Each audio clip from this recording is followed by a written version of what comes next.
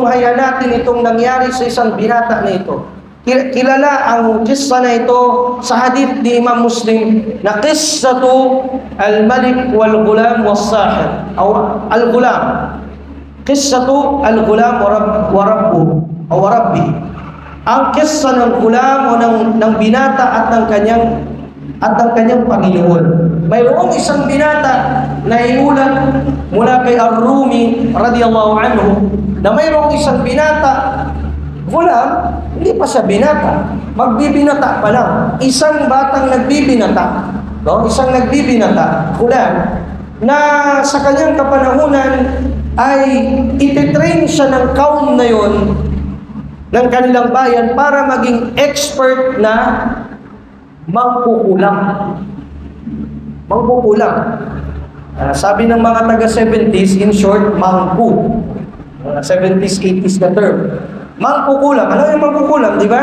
Ang mangkukulam sa Tagalog, maraming term. Mangkukulam, mambabarang, manggagaway, maraming term sa mga Tagalog, sa wikang Filipino. So, itong batang ito ay pinagkatiwala ng kanyang magulang sa isang mangkukulam para ituro sa kanya ang lahat ng salamangka, pangkukulam, lahat-lahat. Sabi pa nga ng mga sa atin, gumagamit ka ng barbidal. Diba? Dati, yung barbidal ginagamit ng mangkukulam yan. Okay? So, ang nangyari, habang nagtitraining siya doon, pagkatapos doon, napadaan siya sa isang rahib. Pag sinabi nating rahib, ito yung monghe sa panahon ni Isa a.s. So malamang sabi ng mga scholar, gaya ni Imam Nawawi, na nagpaliwanag ng hadith na ito ay naganap sa panahon na ang propeta pa ay si Isa a.s. Pero wala na si Isa nung time na yon, wala na. So, nung time na yon, so yung risala ni Isa yung dala-dala ng Injil. So yung rahib na yon nagtuturo ng Injil, ng Ebanghelyo. Tauhid yung tinuturo niya. Hindi yung distorted na Ebanghelyo. Yung Ebanghelyo talagang totoo ni Isa a.s. na Allah ay ganito siya lang dapat sambahin. So ang batang, ang nagbibinatang iyon, ay nagabayan. Nagabayan siya. Kaya sa tuwing pupunta siya doon sa mangkukulam, nangyayari, nagsisilbi muna siya sa magulang niya. Nagsisilbi, nagluluto, lahat. Nalilate siya papunta sa mangkukulam. Kapag nalilate siya papunta sa mangkukulam, siya ay nakakatanggap ng punishment, ng palo.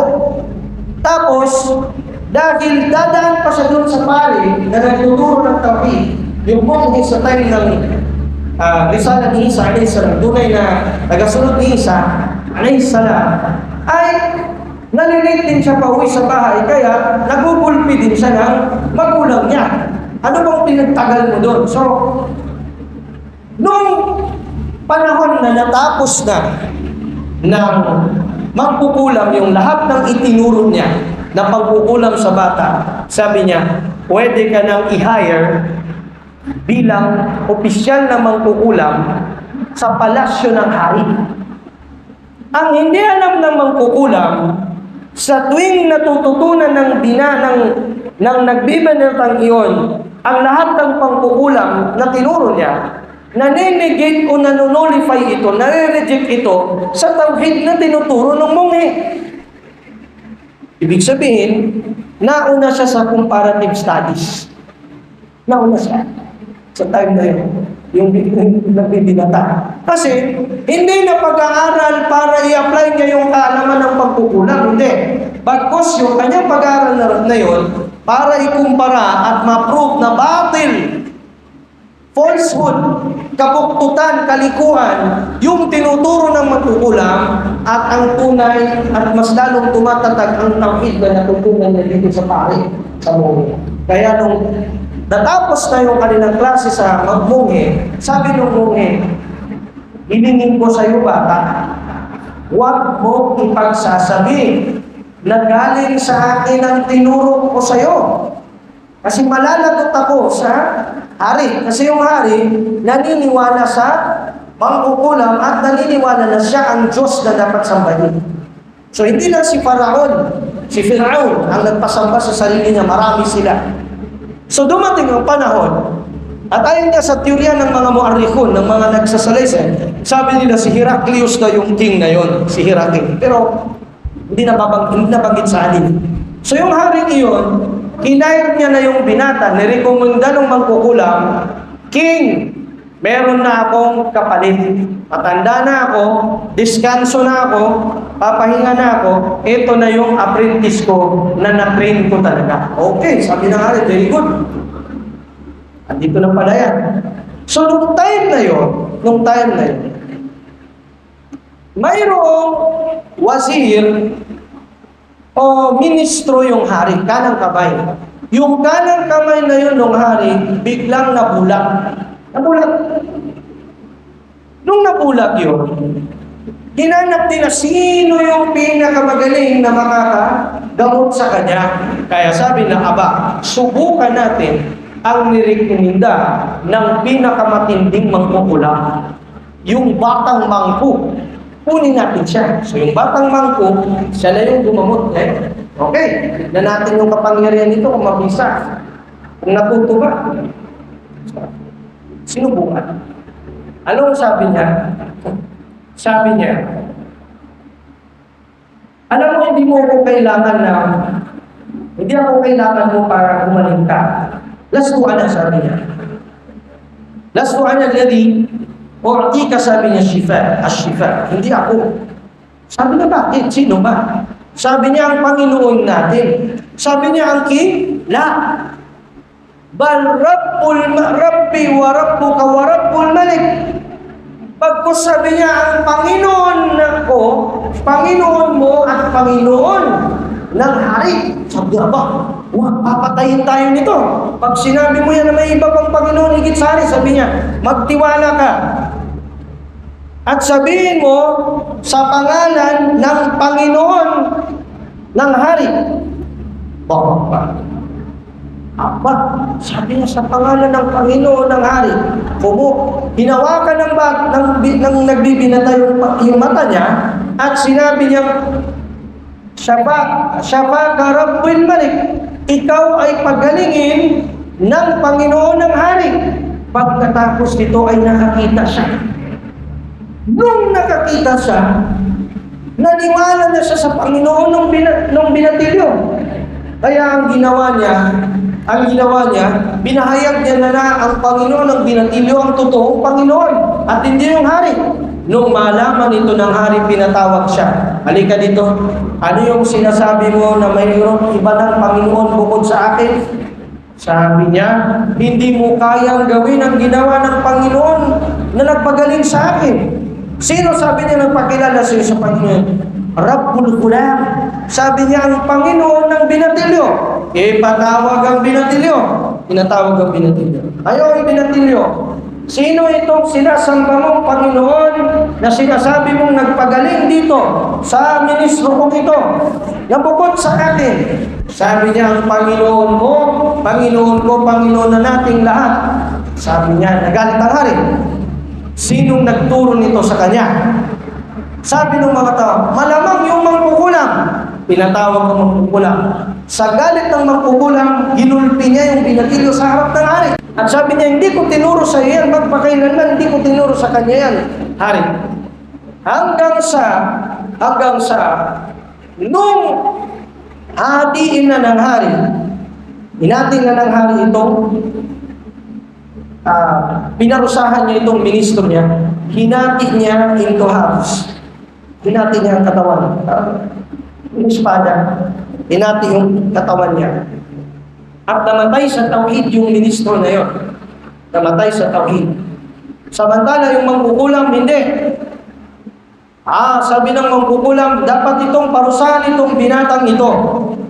Sino ba ang nagturo nito sa iyo? Hindi na nakayanan ng bata at naamin niya na ang nagturo ay ang pari. Kaya pinatawag ang pari.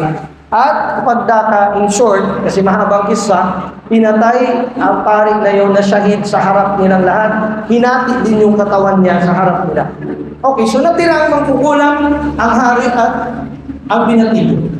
So sabi ng mangkukulam, ano kaya kung patayin na rin natin yung binatilyong yan? King, sabi niya, wag. Pag-asa natin yan. Bagkus, takutin na lang natin. Anong ginawang pananakot sa kanya? Unang ginawa, nilagay siya sa mataas na bundok. At pagkatapos ay pinatihulog siya mula roon. Pinatihulog siya. Nung nahulog na siya gano'n, anong sabi niya? Sinabi niya, Hasbi Allah wa ni'mal wakil. Sapat sa akin ang Allah at pinakamainam na kakampi. Walang nangyari sa kanya. Para siyang naging feather ng mga inang ibon. Sabi ng mangkukulam, aba, ibang klaseng pangkukulam to. Nahigitan pa yung ano ko, tinuro ko. Kasunod doon, kasunod doon, na ginawa sa kanya, hindi talaga natitinag yung bata. Ano kaya yung gawin natin? Ganito lang gawin natin. Sabi niya, ihulog natin sa dagat. Saka natin siya, magpapalit na yan sa relihiyon natin kapag ka nalunod yan. Sige, inulog nila. Okay, bago niyo ako ihulog, sabi niya, sabihin niyo, Bismi Rabbil Gulam, sa pangalan ng Panginoon ng binatilyo. Ay, ito naman silang mga alalay, okay. Sa ngalan ng Panginoon ng binatilyo, nung inulog na siya, abay, lumutang siya. Happy pa siya doon sa dagat.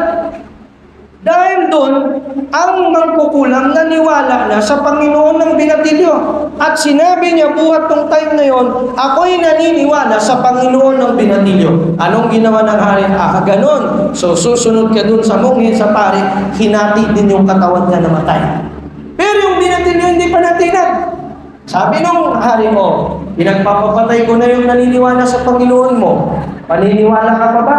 Sabi niya, hanggat hindi ako patay ng Panginoon ko, buhay pa rin ako. Aba, matindi ito. Sabi nung hari, okay, ganito na gawin natin. Para final na. Kasi marami nang hindi naniniwala sa hari. Kasi buhay pa rin yung bata. Ipako na natin siya sa malaking kahoy. Sa gitna, ito yung kaum, sa gitna siya nakatayo. Papanain siya ng hari para mamatay. Sabi nung binata, yung binatilyo, para mapatay mo ako, sabihin mo sa iyong pag-target mo sa akin, sabihin mo, Bismi Rabbil Gulam, sa pangalan ng Panginoon ng binatilyo. Hindi siya mamatay-matay. Okay, sabi yung hari, sige, kukunin ko yung ano mo mamamatay ka na talaga nito. Kaya sabi nung hari, Bismi Rabbil Gulam. Kaya Timotyo pa, hard niya. Na-target yung puso niya. Nung na-target ang puso, na-shahid, namatay yung binatilyo, at nahati ang taon nung hari.